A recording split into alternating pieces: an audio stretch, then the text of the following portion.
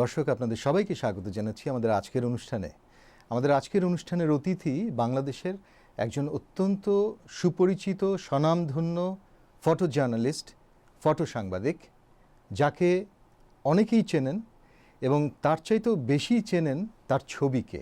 তার ছবি আমরা বহু বছর ধরে পত্র পত্রিকায় মিডিয়াতে দেখে বড় হয়েছি। আপনাকে স্বাগত জানাচ্ছি পাভেল রহমান আমাদের স্টুডিওতে। Thank you.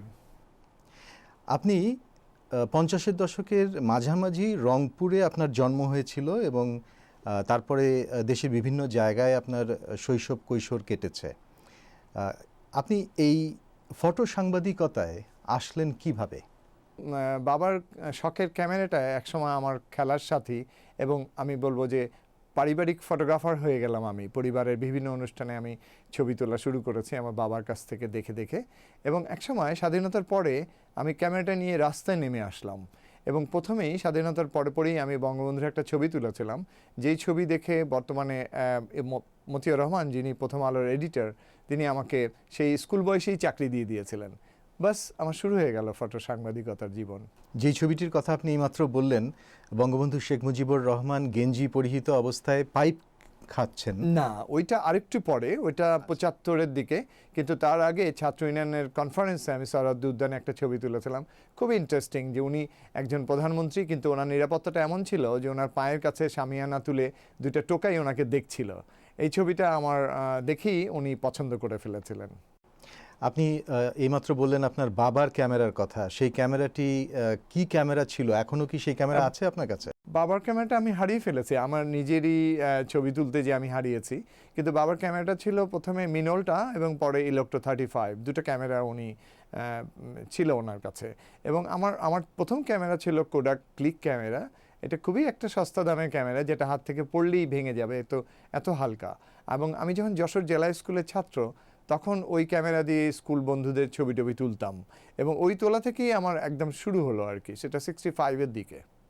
আপনি ঢাকা কলেজে পড়েছেন এবং তারপর ঢাকা বিশ্ববিদ্যালয়ে অর্থনীতিতে পড়ার জন্য ভর্তিও হয়েছিলেন। তারপর কিছুদিন পড়ার পর আপনার এই ফটো সাংবাদিকতার কারণে আমার এত নেশা ছিল, এবং আমার বাসা থেকে খুবই শঙ্কিত ছিল তারা যে আমি উচ্ছন্নে চলে যাচ্ছি, আমাকে দিয়ে বোধহয় কিছুই হলো না। এই অবস্থায় আমার বাবার কিছুটা সায় ছিল, কিন্তু মা একদমই পছন্দ করতেন না।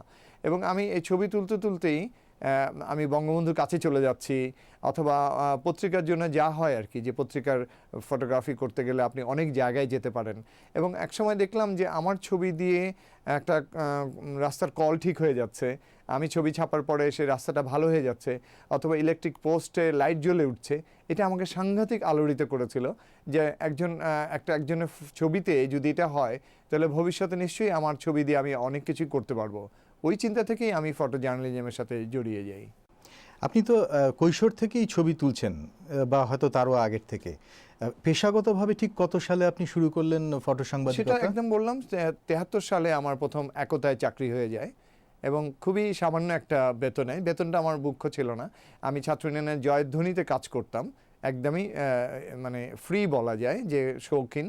এবং পরবর্তী ওর পরেই আমি একতায় কাজ শুরু করি, এবং তারপরে বেলাল চৌধুরীর সম্পাদনায় সচিত্র সন্ধানী বেরোয়। সেখানে আমার নামটা পাভেল ছিল, যেটা আমার ডাক নাম। সেখানে আমার বাবার নাম জুড়ে দেন বেলাল চৌধুরী কবি, এবং আমি পাভেল রহমান হয়ে যাই। এবং পাভেল রহমান নামটা তখন মানে পছন্দের হয়ে গেল মানুষের, যে আমার মনে হচ্ছিল যে আমার ছবির আগে সেই নামটা দৌড়াচ্ছে। এবং বঙ্গবন্ধুর সাথে যখন আমার প্রথম পরিচয় হলো ওনার জন্মদিনে, উনিও আমার এই নামটারই খুব প্রশংসা করেছেন। সেটা কত সালে? এটা 74 সালে। আচ্ছা, আপনি জলোচ্ছ্বাসের ছবি তুলেছেন। আপনি সেই বিখ্যাত নূর হোসেনের ছবি আপনার তোলা, যেই ছবিতে আমরা নূর হোসেনের পিঠে লেখা রয়েছে গণতন্ত্রের মুক্তি পাক, এবং স্বৈরাচার নিপাত যাক, যে অসাধারণ ছবি। এই ছবি দেখেনি আমার মনে হয় বাংলাদেশে এরকম মানুষ খুব কম আছে। তো এই যে ছবির তোলার জন্য আপনি বিভিন্ন জায়গায় গেছেন, ঝড় বৃষ্টি জলোচ্ছ্বাস এইসব জায়গায় গেছেন, আপনার একটা স্মরণীয় ঘটনা শুনতে চাই।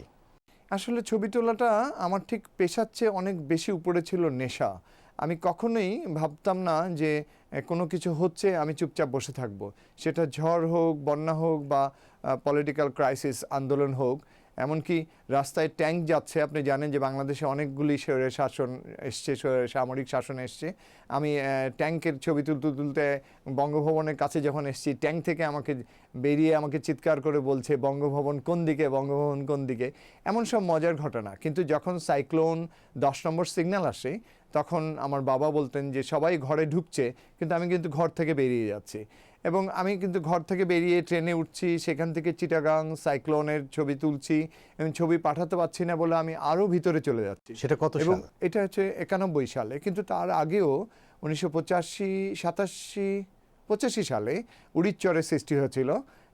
তখন আমি উড়িদচর পর্যন্ত পৌঁছে গেছিলাম একদম না জেনে, এবং সমুদ্র, রেল লাইন, ট্রেন সব কিছু ধরে।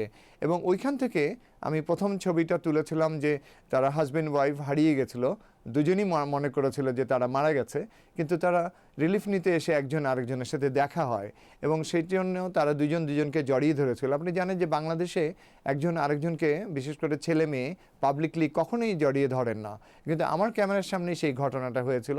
এবং ওই ফিল্মটা তখন আমি উড়িদচর থেকে একটা হেলিকপ্টারের মাধ্যমে, তখন সুলতান মাহমুদ এয়ার চিফ ছিলেন, উনি আমার ছবিটা হেলিকপ্টারে করে নিয়ে এসেছিলেন, এবং তৃতীয় দিন কি সেকেন্ড ডেতে ইত্তেফাকের প্রথম পাতায় ছাপা হয়, এবং পরবর্তীকালে ওই ছবিটা একটা গোল্ড মেডেলও পেয়ে যায়। কিন্তু আমি কখনোই পুরস্কারের জন্য আমার ছবি তুলতে ইচ্ছা করতো না, আমি কোনো ছবিতে প্রাইজ পাবো সেটাও আমার মন চাইতো না।